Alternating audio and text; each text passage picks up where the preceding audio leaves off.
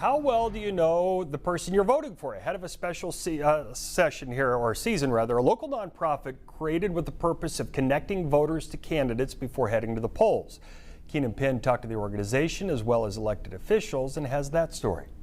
When it comes to election season, there are a number of factors when it comes to deciding not to vote, including not knowing who's on the ballot. A dilemma that Sedgwick County Election Commissioner Laura Rainwater says isn't foreign to the county. That's another excuse that people use. I don't know who the candidates are, so I'm not going to vote.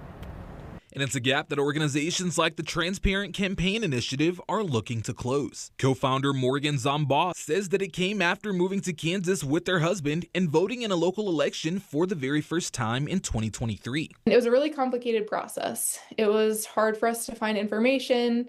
You're digging through a lot of candidates. I even went and voted, and I voted incorrectly.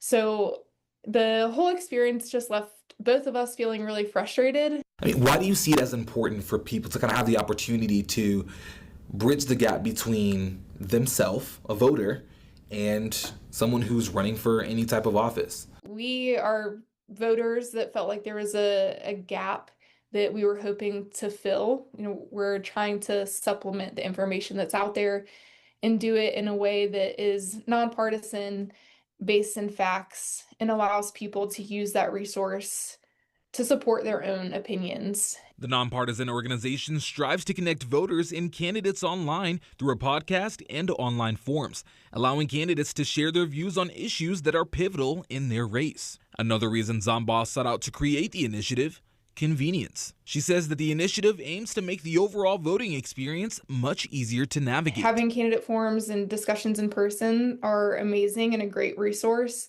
Sometimes people can't attend those, though. To have a resource that you could go online and look at this when you have the time to do it. In Wichita, Keenan Penn, 12 News. Sedgwick County releasing its final update on early voting numbers for tomorrow's general election. More than 5,700 people have voted in person. About 4,600 of the more than 10,000 mail-in ballots sent out have been returned.